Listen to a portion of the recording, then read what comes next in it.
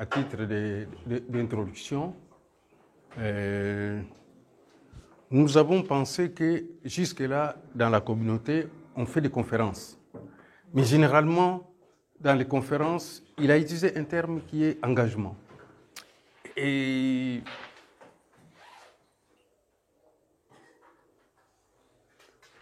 généralement, nous nous rencontrons, nous nous faisons plaisir de venir entendre un conférencier, et puis quand il finit, bon, comme dans les églises de réveil, tout ça, chacun prend son chemin et s'en va, et puis bon, à la prochaine. Et ce que nous souhaitons faire par ce que nous appelons enseignement, on a évité même d'utiliser les termes courts, parce que ça ferait une école. Nos ancêtres nous ont enseigné. Nous qui avons eu la chance d'être avec les vieux nous ont enseigné ce que leurs parents, leurs grands-parents leur avaient enseigné. Et c'est ce que notre maître Cheikh Anta Diop appelait la connaissance directe. C'est pour cela qu'on dit que chacun de nous doit en tirer une expérience. Souvent, nous entendons les termes initié, et puis ça fait tellement peur, ça fait tellement grand, ça fait tellement beau, ça fait tellement et tout ça. Mais en langue africaine, dire initié, c'est pas comme en langue européenne. L'initiation, c'est l'apprentissage, c'est l'accès à la connaissance directe. Vous voyez, il n'y a pas de spéculation. Donc, je vais tenter, puisque depuis, je crois, c'est dans cette salle même qu'il y a en 2015, on a fait un premier enseignement intitulé Matriarcat, pouvoir maternel et renaissance africaine. Et depuis, il y a eu plusieurs occasions où nous nous sommes rencontrés, on a parlé de la mère et tout ça. Et je pense qu'il est fondamental que tout Africaine et tout Africain comprennent qu'il y a une responsabilité. Nous sommes face à une responsabilité qui est la responsabilité par rapport à l'Afrique, mais la responsabilité par rapport aux générations qui vont nous entendre et qui nous suivent. Souvent, on dit « Ah, les ancêtres, couper avec les ancêtres et tout ça ». Je dis « Ah bon? Est-ce que c'est possible ?» Non, c'est impossible. Parce qu'on a la peau noire là. Si vous coupez avec vos ancêtres, enlevez votre peau. Je félicite ceux qui se blanchissent la peau parce que c'est là vraiment, ils ont entamé la procédure de rupture avec nous. Non, enlevez votre peau, enlevez la structure de vos cheveux, enlevez votre apparence, changez ne mangez plus la nourriture africaine et géographiquement, ne vous sentez plus dépendre de l'Afrique. Et donc, je pense que c'est une des notions les plus bêtes qu'on puisse donner aux Africains, et c'est une des notions les plus bêtes que les Africains aient acceptées, celle de se dire on va rompre avec eux et tout ça. Non. Et peut-être à partir de ce moment, vous devez savoir que chacun de nous est un ancêtre. Vous êtes déjà ancêtre. Et ceux qui n'ont pas encore d'enfants doivent savoir qu'ils sont des ancêtres en devenir. Mais les ancêtres ne sont pas les gens qui sont morts. Et les ancêtres sont, on peut considérer, les débutants. C'est ceux qui nous ont transmis. Être ancêtre, c'est lui qui t'a transmis quelque chose, qui a quelque chose, génétiquement et socialement. Et donc, voilà pourquoi aujourd'hui nous parlons de la femme et de la mère. Ce thème a surpris beaucoup de personnes. La dernière fois, on a parlé des enjeux et des défis de l'afroféminisme. On voulait annoncer cette question qui suit la problématique dédiée à ma mère en disant qu'il est impossible qu'il y ait de l'afroféminisme. Pourquoi? Pour parler de l'afroféminisme, il faut que la femme existe. Or, dans nos langues, la femme n'existe pas. Il y a beaucoup de malentendus à enlever. Pour parler de la femme, il faut que la femme existe. Or, la femme n'existe pas. N'existe pas d'un point de vue linguistique. Nous, en travaillant, nous avons posé, prenons les principaux théories linguistiques que nous avons posées, on a dit que ce qui est nommé dans la langue maternelle existe. Par exemple, une bouteille existe parce que c'est nommé, par exemple en français on appelle bouteille. En lingala on va dire molangi. En Kikongo on va dire langi. Cela veut dire que les ancêtres savaient, lorsque une chose semblable qui peut contenir un liquide a été inventée, ils ont nommé cette chose-là. C'est la chose, la bouteille est cet objet qui peut contenir un liquide. Ils ont nommé. Donc si les ancêtres n'ont pas nommé, c'est que la chose n'existe pas. C'est la première chose. La deuxième théorie, c'est que la langue ne ment pas. Lorsque la langue a donné un nom, la chose non seulement existe, mais dans la conscience de ceux qui parlent cette langue-là, il n'y a pas de mensonge. Et effectivement, la chose existe parce que la langue ne ment pas. La troisième théorie dit ceci. La langue est l'explication scientifique de la culture et de la civilisation. La langue est l'explication scientifique de la culture et de la civilisation. Alors, entre autres, la définition que nous avons proposée de la culture est celle-ci. La culture est l'ensemble des valeurs transmises des ascendants aux descendants sans le consentement des descendants. Et ça veut dire que lorsque nous naissons, nous trouvons déjà la culture. Elle est déjà façonnée. Donc on peut dire aussi tradition.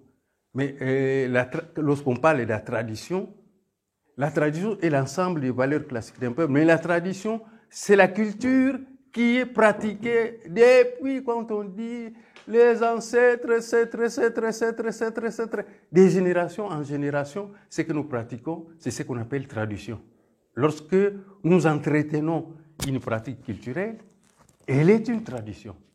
Parce que nous entretenons son existence. Vous voyez un peu sur ça. Bon. Donc, pourquoi différencier la mère et la femme? Ce matin, j'ai discuté avec mon fils. On a discuté, il y a une phrase qu'il ne comprenait pas par rapport à cet enseignement. J'ai dit que la femme est une fille en devenir. Il dit, mais papa, on dirait que tu t'es trompé des phrases. Je dis, non, justement, je ne me suis pas trompé des phrases. Vous devez comprendre que les langues ont leur famille. Les langues ayant des familles, ces familles, les familles linguistiques forment des frontières linguistiques. C'est-à-dire que nous n'arrivons pas à penser et tout cela parce que les familles linguistiques sont adaptées aussi aux environnements. Le latin a produit les français, a produit l'espagnol, a produit le portugais, a produit l'italien. Ces gens-là pensent, par exemple, de nous, tous ces gens-là, par rapport à leur famille linguistique, pensent de nous la même chose. Tu rencontres un Italien, il pense des Noirs la même chose qu'un Portugais, la même chose qu'un Espagnol, et ainsi de suite. Ces gens-là, par rapport à leur langue, ce qu'elle dit leur langue, ils ont une description de nous par rapport à leur langue. Et vous partez, par exemple, aux gens qui ont été les plus anciens avec nous en Europe, ce sont les Grecs. Et la base de la civilisation actuelle, c'est-à-dire du jugement qu'on nous fait, c'est la civilisation gréco-latine. Vous comprenez? Donc, ceux qui sont nés des Grecs et des Romains ont la même conception, le même regard, c'est-à-dire ils se représentent de nous et nous décrivent de la même manière. Et en Europe, vous avez cette famille-là, donc des Latins, vous allez avoir ce qu'on appelle les anglo-saxons, les Anglais et les gens du pays du Nord.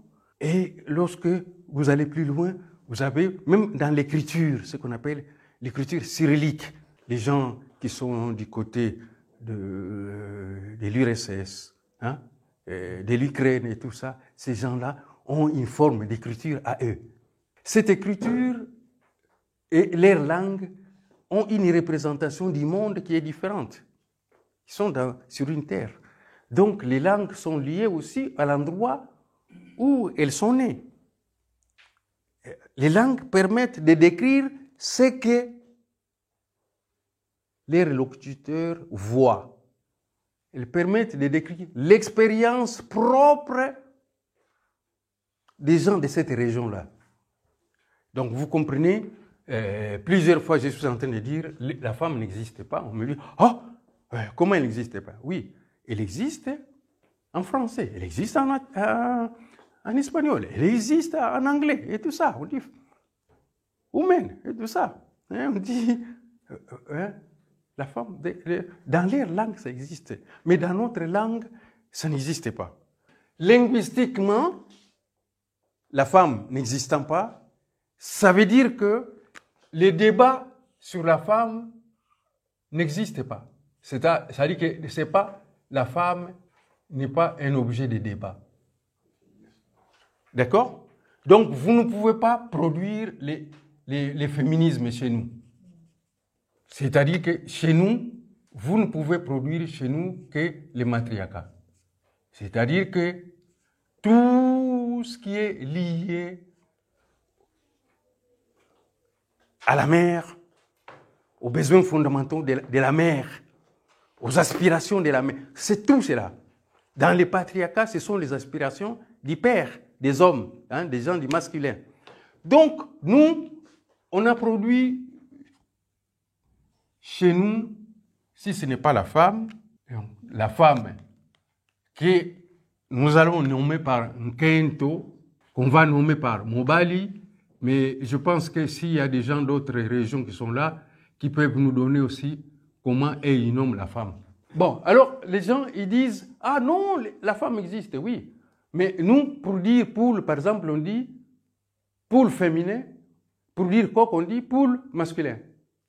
Alors, ceux qui ont fait un peu de biologie savent qu'on les appelle l'ordre des gallinacées. Les gallinacées, donc les poules sont des gallinacées. Et nous, on va dire gallinacé mâle, gallinacé femelle. Donc, le terme lui-même, femme, n'existe pas dans nos langues. Donc, nous ne pouvons pas faire un débat sur les femmes. J'irai bien. Lorsque nous utilisons le terme homme, nous l'employons pour les deux sexes. Et de faisant, nous ne pouvons pas avoir des droits de femmes et des droits d'hommes. Puisque les deux sortent, dans les Maungu, dans notre conception, sortent d'un même œuf, d'un seul œuf. Et c'est comme si, d'ailleurs, l'homme et la femme sont des jumeaux. Ce ne sont pas des jumeaux qui se sont ratés. D'ailleurs, on dit faux jumeaux et vrais jumeaux. En fait, ce sont des vrais jumeaux. Ils sont sortis, ils proviennent des mêmes œufs. Et provenant des mêmes œufs, ils peuvent avoir des droits différents. Il n'y a rien qui oblige, dans la conscience, dans la pensée africaine, que la femme, enfin, le sexe féminin, puisse avoir des droits différents du sexe masculin. Il n'y a rien. Et donc, lorsque, par exemple, il dit Mobali, ça veut dire celui qui épouse. Tu vois? Et ce qui est bien, par exemple, dans les termes Nkento, c'est Keto, c'est Nto. Bon, franchement, je reviendrai toujours à ces choses-là parce que tant que nous, on n'aura pas saisi ça, après les débats, ils deviennent difficiles. Il y a des creux. Donc, évitons les creux. Bon, donc, quand on dit Keto, c'est le sentiment qu'en Europe, ici, on dit jalousie. Mais en fait, ce n'est pas jalousie. Une mère protège son enfant. Et elle est tellement fière d'avoir l'enfant qu'elle le protège avec beaucoup d'affection. C'est l'affection que la mère réserve à son enfant, Keto. Et c'est celle qui trafiquait donne vos histoires de jalousie, amoureuses et tout ça. Bon, je ne voudrais pas dire que c'est une bêtise. On en parlera en off. Mais nous avons le terme Nto qui veut dire quoi? Qui veut dire source. Vous voyez comment les choses se développent. Donc la mère est une source. Celle qui va devenir une mère, si elle est reproduite.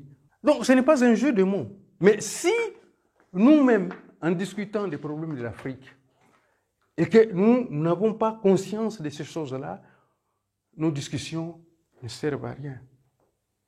Et elles sont improductives. C'est pour ça que même pour les problèmes d'unité, nous n'arrivons pas. Parce que et tu vois, qui est qui? C'est des gens qui n'ont pas, nous n'avons pas la même culture. Et n'ayant pas la même culture, nous ne pouvons pas. Ce sont les gens de la même culture qui s'unissent. C'est comme ça, vous avez, par exemple, il y a des guerres entre musulmans, il y a des guerres entre chrétiens, il y a des guerres. Mais une fois qu'on évoque Dieu, oh là là là, les ancêtres, ils se réveillent un peu. Et ils commencent à voir qu'ils sont frères et sœurs. Donc nous, on ne peut pas faire ça. Pourquoi? Parce qu'il y a un schéma que nous avons perdu. Et c'est ce schéma dont je nous parlais. Donc, avec, je dis que linguistiquement, dans nos langues, il est impossible, les termes femmes n'existent pas, mais les termes hommes aussi n'existent pas. Les termes qu'on utilise comme homme, hein, donc muntu chez nous, sert à désigner à la fois la femme et l'homme. On dit muntu mobali, muntu amwansi, nkento, hein, muntu ankento, muntu yakala. Donc vous appliquez que le féminin et les masculins. Je mets au défi, je cherche les premiers africanistes, c'est-à-dire spécialistes étrangers de tout ça, qui viendra discuter de ces choses-là avec nous, puisque tous ils ne parlent aucune langue africaine. Donc ils ne peuvent pas comprendre ce que nous sommes en train de penser. Tu ne peux pas, en observant, comprendre la pensée. Oui, tu peux me décrire comme je suis, mais tu ne peux pas parler de ma pensée, de ma conception de la vie, de l'existence, et ainsi de suite. Tu ne peux pas. Donc tout ce qu'on fait comme ça, sans passer par la langue, est faux. Faux et même archi-faux. Et nous sommes dans cette situation. Nous sommes des aliénés et des assimilés. Nous sommes inconscients de nous-mêmes. Tous, autant qu'on soit. Et c'est malheureux que nous avons des bons intellectuels. Mais ce sont des bons intellectuels qui ne sont pas des intellectuels africains. Enfin, ils sont d'origine africaine. Mais ils peuvent, lorsque tu ne maîtrises aucune langue, tu ne peux pas parler de l'Afrique. Parce que vous voyez la difficulté qu'il y a quand on vous dit qu'il y a des familles linguistiques. Ça veut dire que dans cette famille, on comprend, on décrit le monde, on l'étudie d'une manière particulière. Une Africaine ou un Africain honnête ne peut pas parler de féminisme puisque le terme femme n'existe pas. Et j'ai même posé la question à des sœurs, j'ai dit, bon, si le féminisme existe quand même, on en fait un débat, il faut parler aussi de hominisme. C'est un non-sens de parler de féminisme sans hominisme.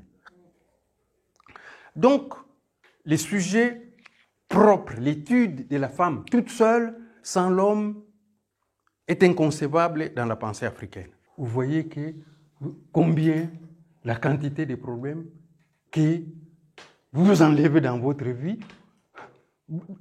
gratuitement et immédiatement. Dès que vous prenez conscience que les besoins, il n'existe pas une différence entre le droit de l'homme et le droit de la femme. Que les deux étant des jumeaux sortis de la même cellule, qu'il y a parmi les deux une personne qui porte le sexe, donc le X et un autre l'Y, et tout ça, ils ont exactement les mêmes besoins, les mêmes aspirations, la même respiration, le même avenir biologique, mais le même devenir sur le plan social.